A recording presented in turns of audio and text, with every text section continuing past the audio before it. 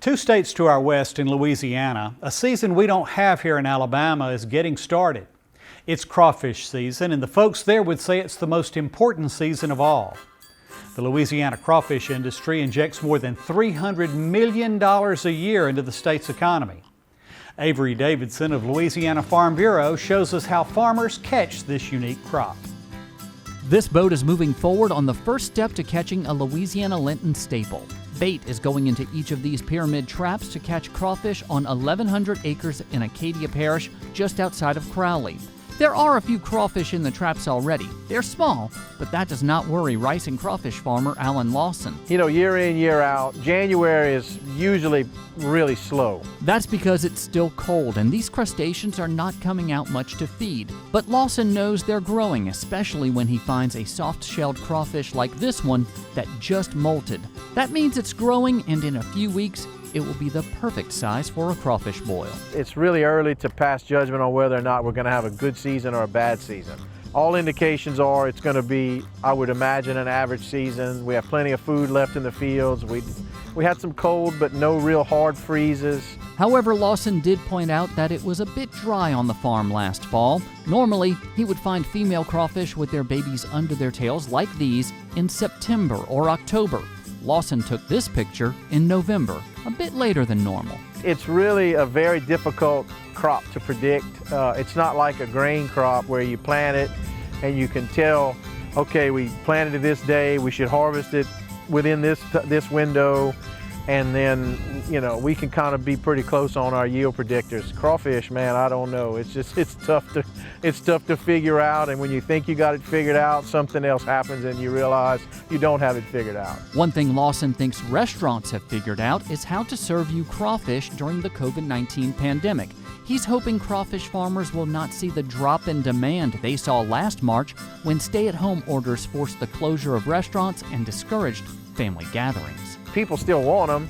They just had to figure out how to get them to them so they could, you know, socially distance and follow COVID guidelines. As for prices, Lawson knows they're high now, but that will change with time. Historically, March and April is your best time for crawfish.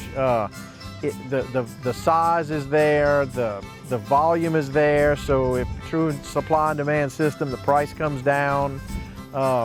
They're readily available, they're really good, they've reached a good market size by then, so I would expect, you know, your prices will stay high January and February, but by the time we get to March, they'll be down where people really want them to be. And where most people really want them is boiled, on the table, and ready to eat.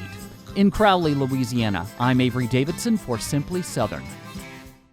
Our thanks once again to Avery Davidson and the entire staff at Louisiana Farm Bureau for showing us where crawfish come from. Today we've seen a lot of farms unlike what you'll find here in Alabama. Joining us to talk more about American agriculture is Alabama Farmers Federation President and American Farm Bureau Board Member Jimmy Parnell. Mr. Parnell, thank you for being here. Hello.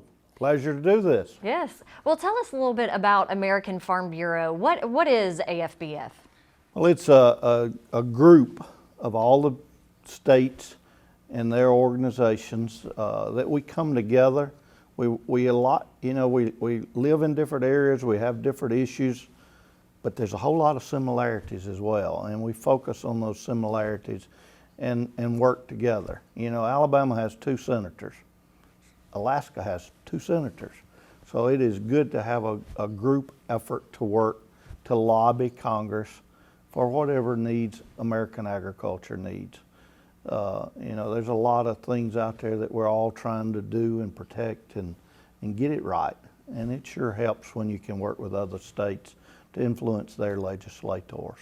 So you're president of the Alabama Farmers Federation. What is your involvement with the American Farm Bureau? Well, I serve on their board. And as serving on their board, we also, each state president has a forum, you might say, that we have the ability to put ideas together. And it unifies us. It gives us a platform to work together. Now, sometimes we disagree. I don't want you to hear that we're always in agreement, but we work together and we focus on those things that we agree on. And I think that's very important. So what other opportunities do Alabama farmers have to get involved with AFBF? Well, they have committees that are appointed, and we've put people on those committees so they work with other producers around the country that have similar interests. They also can attend functions. The American Farm Bureau has functions like annual meetings and things where there's opportunities to interact. There's some of the committees are things like the Young Farmers Program. We're very blessed in Alabama to have had 3 presidents of the American Farm Bureau Young Farmers Program. So that's a real positive, and that's in a relatively few years we've had 3 on there. So there's a lot of possibilities to interact and build those bridges and learn from other folks. You know, there's always somebody that knows how to do something better than you, and if you can meet them at one of these events and talk to them, it helps you on your farm. So how does the American Farm Bureau help the Alabama Farmers Federation accomplish their mission? Well, first I would tell you they have a political staff in Washington that coordinates with our staff. So I think that is a big asset. We have a political individual that focuses on Alabama, and he works to represent us in Washington. But there's also a staff of people up there that are doing that with others, and that unified effort is really what we're about. Jimmy, thank you for being with us today and explaining this a little bit. I'm glad to do it. Well, that's going to wrap up the Ain't in Alabama part of today's show. That's right, because from the Tennessee Valley to the Gulf Coast, folks around here know how to grow some tomatoes, cucumbers, and onions. That's right, and up next, Stacy Little of SouthernBite.com will show you how to combine those ingredients into a delicious summertime salad.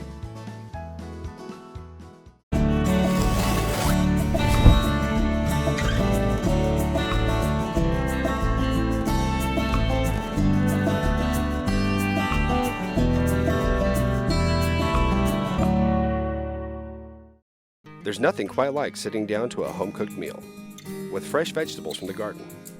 With Bonnie plants from your local quality co-op store, you can enjoy the freshest vegetables right from your own backyard.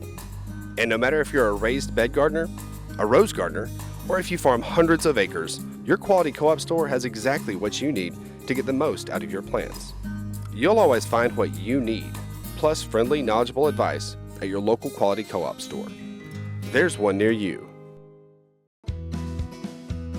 For more Simply Southern, follow us on social media. And while you're online, visit our website, simplysouthern.tv.net. Simply Southern continues in a moment. You won't find many things more sacred than family recipes. It's part of our history, described as a pinch of this or a dash of that. Well, I come from a long line of folks who fry chicken by feel and make biscuits from memory, showing how much they love you with grease and flour. Well, Alpha cares like that too, making sure your insurance recipe is just right.